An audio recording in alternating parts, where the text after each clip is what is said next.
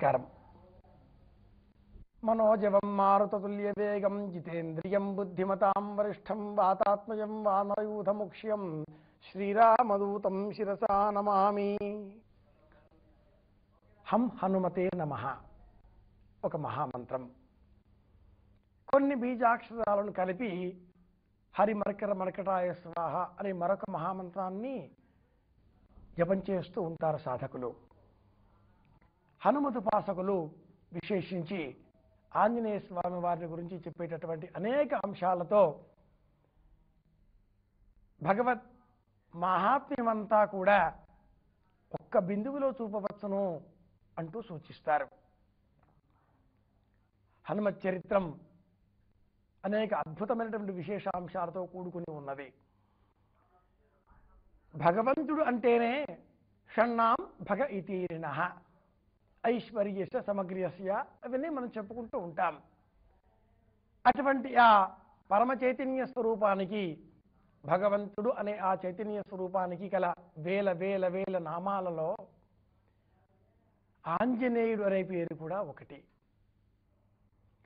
అంజనాదేవి కుమారుడు కాబట్టి ఆయనను ఆంజనేయుడు అని పిలుస్తున్నారు. ఆంజనేయుని వృత్తాంతం అంతా కూడా మనకు శ్రీమద్ రామాయణంలో కొట్టవచ్చినట్టుగా వివరంగా తెలియవస్తుంది. ఆంజనేయ స్వామి వారి వృత్తాంతం అంతా కూడా కేవలం రామాయణంలోనే ఉన్నదా అంటే, రామాయణంతో పాటుగా పరాశర సంహిత అనే మరొక గ్రంథంలో కూడా శ్రీమద్ రామాయణ కథలతో పాటుగా పరాశర సంహిత అనబడే ఆ గ్రంథంలోనూ, భారతంలోనూ, అనేక పురాణాలలో కూడా, ఉమా సంహితలో కూడా హనుమంతునికి సంబంధించినటువంటి అనేక వృత్తాంతాలు, గాథలు, వివరాలు తెలియవస్తున్నాయి. ఆ వివరాలలో వివరించినంత మట్టుకు మనం పరిశీలిస్తే, ఈ వైశాఖ మాసంలో కృష్ణపక్షంలో దశమి తిథి శనివారం కర్కాటక లగ్నంలో విశేషించి ఆంజనేయ స్వామి వారు జన్మించారు అంటూ పరాశర సంహిత తెలియజేస్తుంది.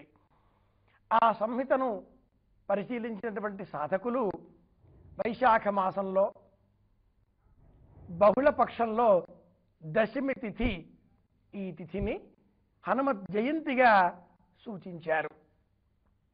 ఏరుల జన్మంబు వీరుల జన్మంబు శూరుల జన్మంబు ఎరుగనగునే అని వర్ణించినటువంటి ఈ వాంగ్మయ ప్రపంచంలోనే ఏదో ఒకటి తెలియాలి కదా, ఎక్కడో ఒక దగ్గర ఆరంభం అంటూ చెప్పాలి కదా అంటూ పరికించి అవలోకించి ఆ ఆంజనేయుని జన్మ రహస్యం, జనన వృత్తాంతం పరాశర సంహిత అనబడే గ్రంథంలో ఉంది అని తెలుసుకొని ఈ విధంగా తెలియజేశారు. దైవాన్ని వేల వేల నామాలలో కొలిచేటటువంటి మనం ఆ దైవాన్ని ఆంజనేయ స్వామి వారి పేరుతో కూడా కొలుస్తున్నాం. అంజనాదేవి, కేసరి ఈ దంపతుల పుణ్య దంపతుల కుమారుడు ఆంజనేయుడు. ఈ వృత్తాంతమంతా కూడా పరాశర సంహితలో ఉన్న ప్రకారంగా మనం పరిశీలిస్తే, అంజనాదేవి పుంజిక స్థల అనే పేరు గల ఒకానొక అప్సరస శాపకారణంగా జన్మించింది. జన్మించిన ఈ పుంజిక స్థల అహల్య గౌతముల కుమార్తె.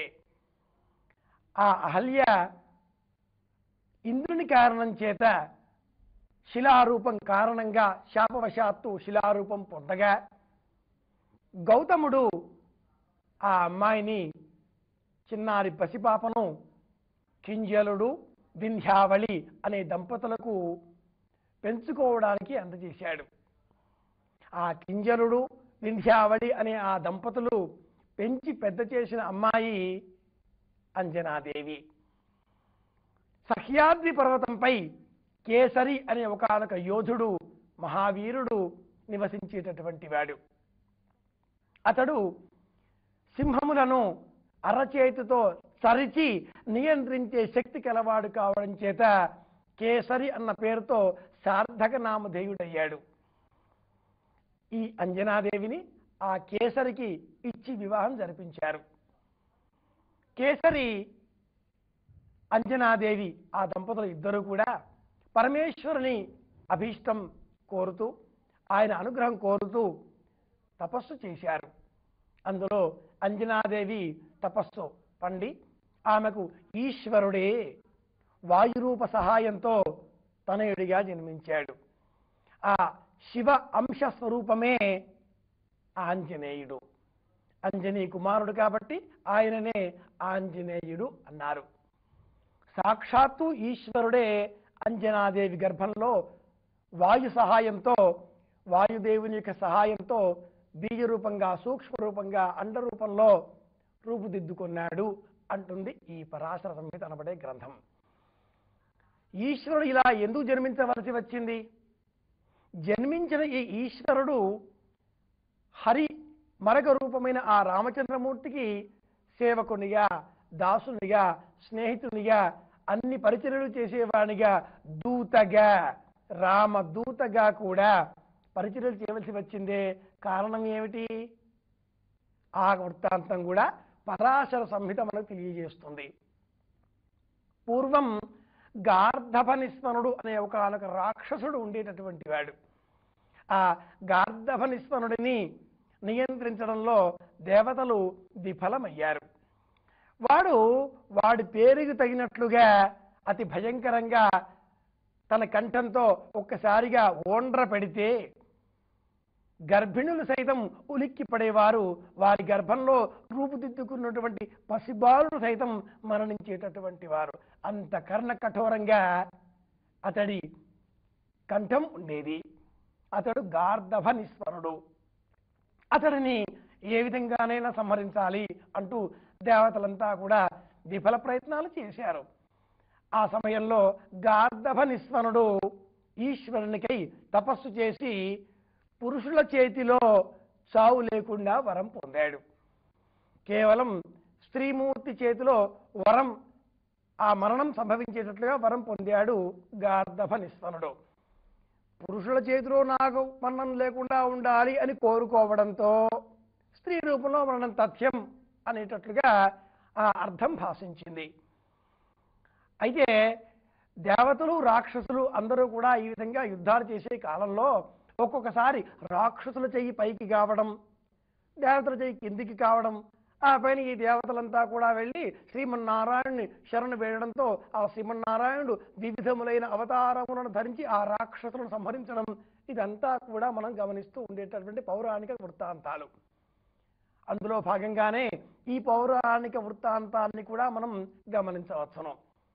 ఇలా ఉండగా దేవతలంతా కూడా శ్రీమన్నారాయణుని ప్రార్థించారు.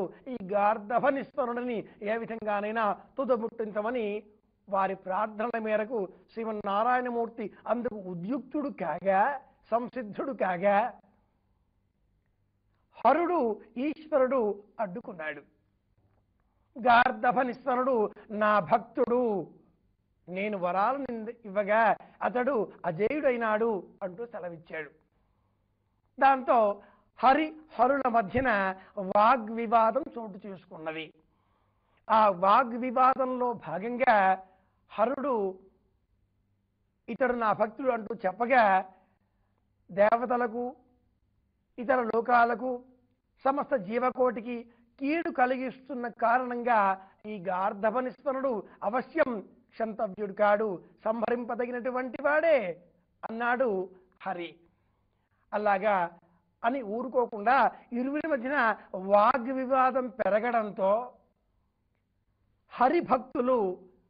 హరుని భక్తులు నందీశ్వరుడు మొదలైన వారు, ఖగుడు, గరుత్మంతుడు మొదలైన వారు, వీళ్ళంతా కూడా వాగ్వివాదాలు పెంచి పోషించారు. అందులో భాగంగా ఈ ఇరువురిలో జయించిన వారికి, అంటే హరులలో ఎవరైతే ఆ గార్ధభనిస్మరుడిని సంహరిస్తాను అంటూ హరి అన్నాడు, సంహరించకుండా రక్షించుకుంటాను అంటూ హరుడు అన్నాడు, ఈ ఇరువురిలో ఎవరు విజయం పొందుతారో అటువంటి వారికి ఓడిపోయిన వారు దాస్యం చేయాల్సి వస్తుంది అంటూ ఆ వాగ్వివాదాల మధ్యన ఒక కొసమెరుపుగా చివరి సత్యం బయటపడింది. ఆ పిమ్మట హరి మోహిని అవతారాన్ని ధరించాడు. ఎంతటి వారైనా కాంతాదాసులే అనే లోక వృత్తాంతాన్ని, సహజంగా ఉండే వాక్యాన్ని అబద్ధం చేయకుండా గార్ధభనిస్వరుడు ఆ మోహిని అవతారాల్లో ఉండేటటువంటి శ్రీమన్నారాయణమూర్తి మాయ తెలుసుకొనక ఆ మాయకు లోబడ్డాడు. చివరకు శ్రీమన్నారాయణుడు మోహిని అవతారం ధరించి ఆ గార్ధభనిస్వరుడిని సంహరించాడు. దాంతో ఈశ్వరుడు వాగ్దాన భంగం చేయనివాడు కాబట్టి, శ్రీమన్నారాయణ దేవదేవ, ఏ విధంగానైనా నేను వరాలను ఇస్తూ ఉంటాను, ఏ విధంగానైనా నీవు లోకంలో దుష్ట శిక్షణ చేస్తూ ఉంటావు, ఈ ప్రకారంగా నేను నీకు దాస్యం చేయవలసి వచ్చింది కనుక తప్పనిసరిగా అన్నాడు. దాంతో ఆ హరి ఈ రూపంలో కాకుండా భవిష్యత్ అంతరంలో తప్పకుండా నేను రావణ వధ సంహారార్థమై శ్రీరామచంద్రమూర్తిగా మానవ రూపం ధరించి కపివరుల సహాయంతో ఆ రావణుని తుదముట్టిస్తాను. అప్పుడు మీరు కపీశ్వరుని అంశలో జన్మించి నాకు సహాయం చేసి ఆ రావణుని తుదముచ్చడంలో, లోకాలను రక్షించడంలో ఇరువురం కలిసి ఆ కార్యక్రమం నిర్విఘ్నంగా పరిసమాప్తం చేద్దాం అంటూ సెలవిచ్చాడు శ్రీమన్నారాయణమూర్తి. ఈ గార్ధభనిస్వరుని వృత్తాంతం మేరకు అటువంటి అవసరం సంభవించింది. ఈశ్వరుడు కపివరుని రూపంలో జన్మించవలసినటువంటి సంఘటన చోటు చేసుకున్నది. పుంజిక స్థల అనబడే ఈ అప్సరస శాప కారణం చేత అంజనాదేవిగా జన్మించి కేసరిని వివాహమాడి సాక్షాత్తు ఈశ్వరుడే తన గర్భంలో కుమారుడిగా జన్మించాలి అంటూ తపశ్చర్య ఆచరిస్తూ ఉండగా, పార్వతీ పరమేశ్వరుల యొక్క ఆ క్రీడా సల్లాపంలో విశేషంగా వెలువడినటువంటి ఈశ్వర శక్తి పార్వతీదేవి తానుగా భరించలేక అగ్నిహోత్రంలో కాసేపు ఉంచగా, ఆ అగ్నిదేవుడు కూడా తాను భరించలేక ఆ శక్తిని వాయుదేవునికి అందించగా, ఆ వాయుదేవుడు దేవతల కోరిక మేరకు అంజనాదేవి గర్భంలో ఉంచాడు. ఆ గర్భ ఫలితమే ఆంజనేయుడు. అతని హస్తరేఖలు, ముద్రలేఖలు, సాముద్రిక రేఖలు, అంగశరీర శాస్త్రములు ఇవన్నీ కూడా గమనించినటువంటి ఆనాటి ఆ కాలంలో ఉండేటటువంటి ఋషులంతా కూడా ఇతడు ఈశ్వరాంశ సంభూతుడే అంటూ నిర్ణయించారు.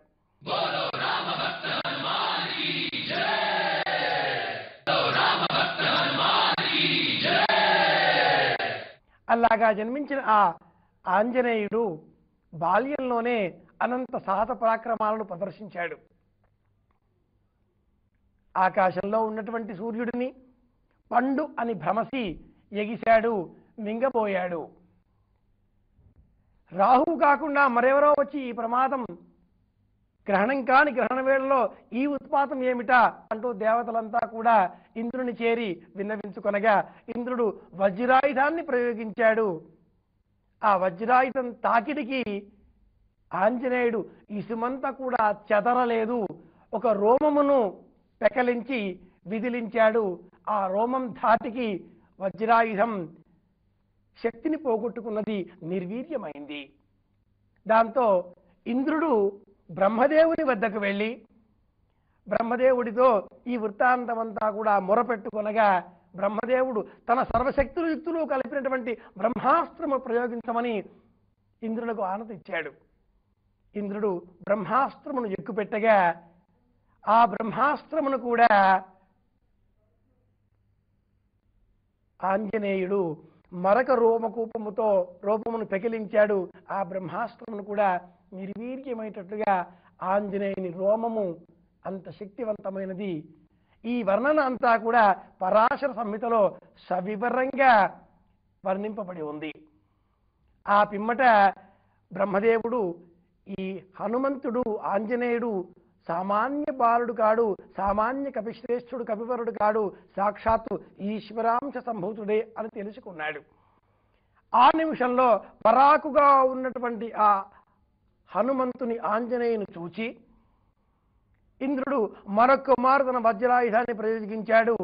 ఈసారి ఆ వజ్రాయుధం ఆ ఆంజనేయుని హనువులకు తగిలింది. హనువులు అంటే దవడలు.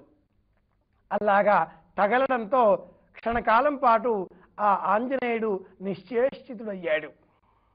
తన కుమారుడు ఈ విధంగా మూర్ఛపోవడం చూసినటువంటి వాయుదేవుడు చింతించాడు, బాధపడ్డాడు. తన సేవలను ఈ లోకానికి అందించి వేసేయడం ఆపివేశాడు. దాంతో లోకాలన్నీ తల్లక్రిందులయ్యాయి. వాయుదేవుని అనుగ్రహం కోరి బ్రహ్మదేవుడు ఆ ఆంజనేయునకు అనేకములైన వరములను ప్రసాదించాడు. ఇక పైన బ్రహ్మాస్త్రం అతడిని ఏ విధంగానూ కూడా ఇబ్బంది పెట్టదు అనే వరాన్ని అనుగ్రహించాడు. ఆ ప్రకారంగానే ఇతర దేవీ దేవతాగణాలన్నీ కూడా ఆ ఆంజనేయునకు అనంతములైనటువంటి వరములను ప్రసాదించారు.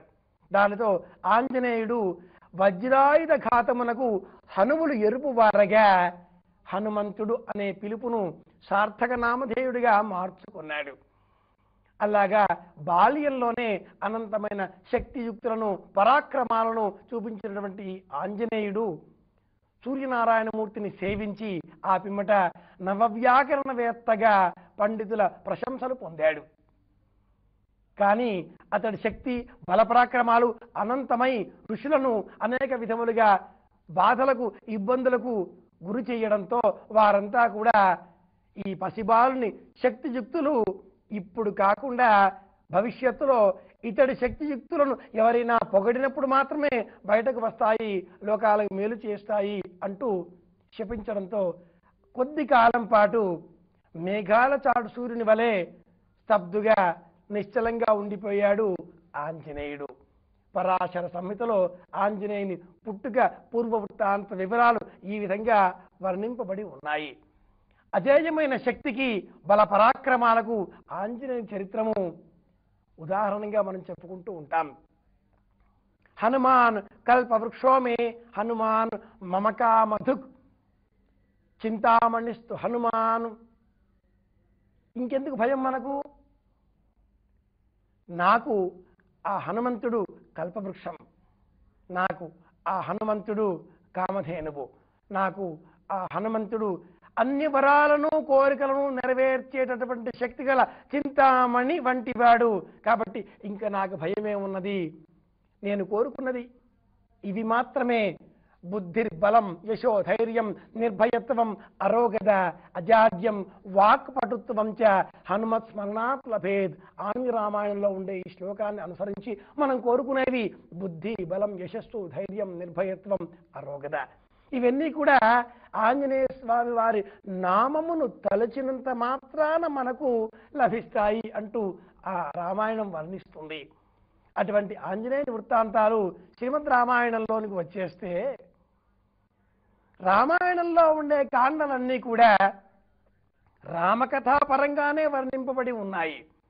బాలకాండ, అయోధ్యకాండ, అరణ్యకాండ, కిష్కింధకాండ, ఇక నుంచి అంతా హనుమతు పరంగా సుందరకాండతో ప్రారంభమవుతుంది.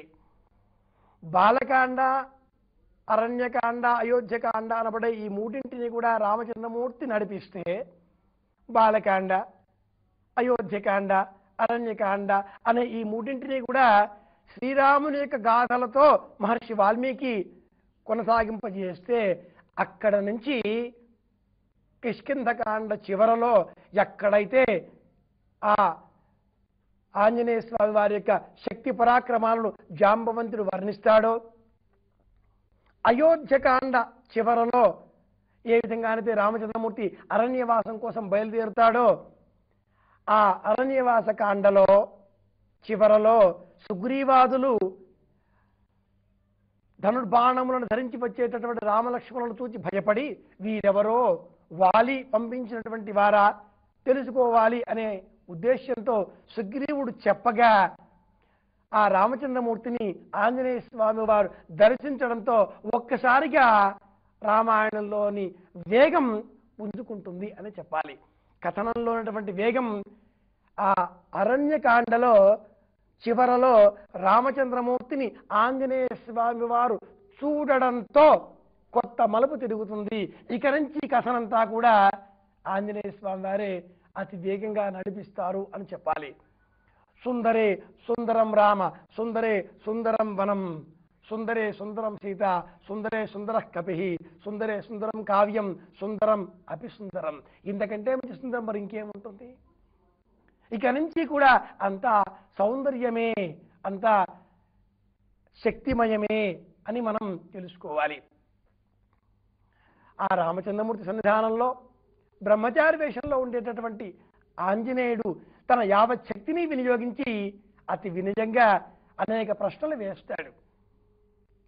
భయకంపితుడైన సుగ్రీవుడు తన వైపు తిరిగి మాట్లాడమని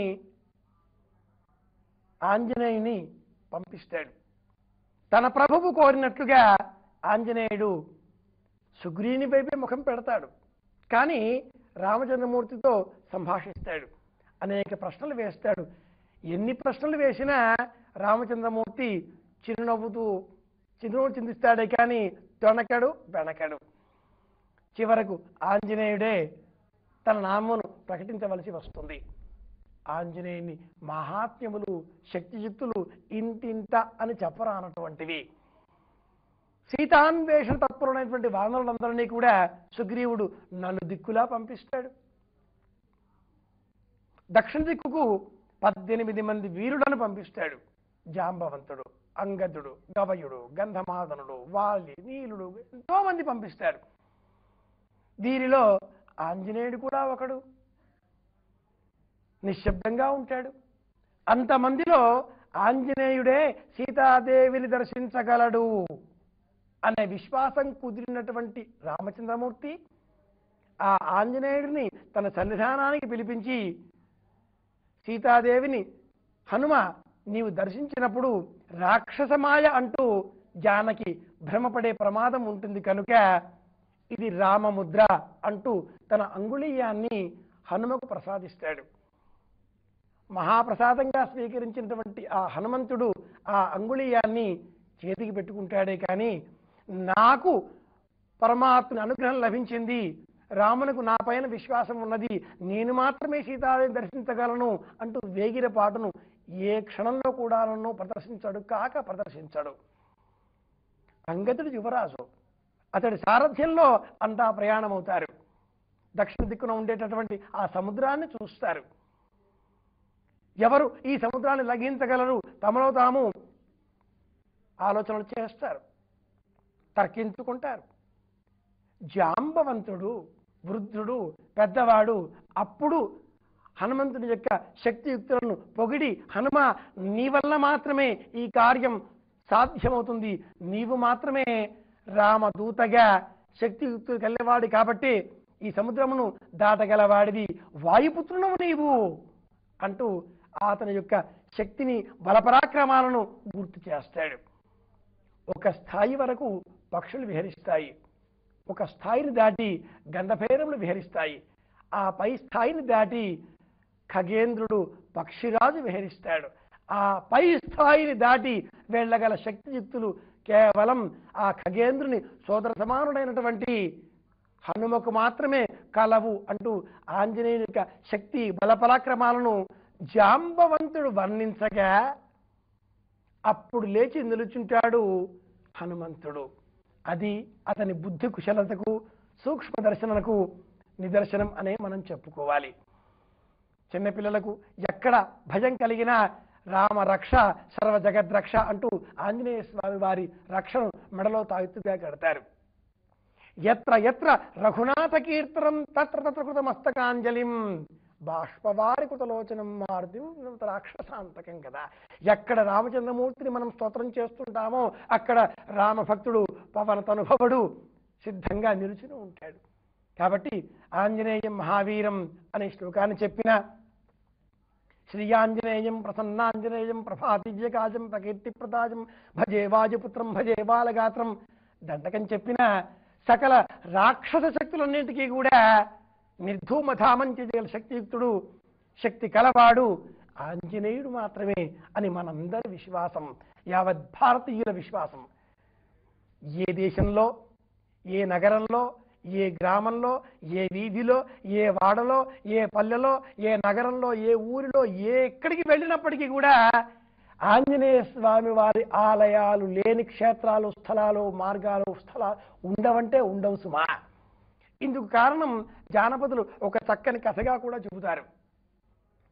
పూర్వం కథలో చెప్పుకున్న ప్రకారంగానే రావణాసుర సంహారం గడిచింది, అయిపోయింది. విభీషణుడు, అతని కుమారుడి పేరు కూడా నీలుడే, అతడు కూడా ఆంజనేయ స్వామిని ఉపాసించినటువంటి వాడే. ఆ విభీషణుడు రామచంద్రమూర్తిని శరణు వేడి, అయ్యా రామచంద్ర ప్రభువు, లోకంలో మా జాతి రాక్షస జాతి, మీరు ఉన్నంతకాలము మేము రాక్షస క్రియలకు దూరంగా ఉన్నాము. మీరు వెళ్ళిపోగానే మేము మాకు సహజ సిద్ధమైనటువంటి రాక్షస పనులకు అనుమతి ఇవ్వవలసిందిగా ప్రార్థిస్తున్నాను అంటూ విభీషణుడు ప్రార్థించగా రామచంద్రమూర్తి తథాస్తు అన్నాడట. దాంతో అక్కడే ఉన్నటువంటి ఆంజనేయుడు, ప్రభు నాదొక మనది అంటూ విన్నవించమని కోరుకున్నాడు. దాంతో ప్రభువు ఈ విధంగా విన్నవించుకున్నాడు కదా, ఎక్కడ నేను ఉండనో అక్కడ రాక్షసులు వారి వారి కృత్యములను ఆచరించవచ్చును, ఈ వరాన్ని ప్రసాదించండి అన్నాడు ఆంజనేయ స్వామి. దానికి కూడా రామచంద్రమూర్తి తథాస్తు అన్నాడు. దాంతో ప్రతి గ్రామంలోనూ, ప్రతి వాడలోనూ, ప్రతి వీధిలోనూ, ప్రతి పల్లెలోనూ, ప్రతి ఊరిలోనూ, ఊరి చివర, ఊరి మధ్యలో ఎక్కడో ఒక చోట ఒక చెట్టు క్రింద ఆంజనేయ స్వామి వారు వెలిసి ఉన్నారు. తన హృదయంలో సీతారాములను నిలుపుకొని సప్త చిరంజీవులలో ఒకడుగా వెలిసినటువంటి ఆంజనేయుడు కలకాలం మనకందరికీ కూడా రక్షగా నిలుచుంటాడు అని కోరుకుంటూ 9వ బ్రహ్మగా, భవిష్యత్తు మనమంతరంలో వచ్చేటటువంటి బ్రహ్మదేవునిగా పురాణాలు వర్ణించేటటువంటి ఆ ఆంజనేయుడు మనకందరికీ కూడా సకల శ్రేయస్సులు, శుభాలు కల్పించాలి అంటూ ఆ ఆంజనేయ స్వామిని ప్రార్థిస్తూ, త్వమస్మిన్ కార్య నిర్యోగే ప్రమాణం కపి సత్తమః హనుమన్ యత్నమాస్థాయ దుఃఖక్షజకరో భవ.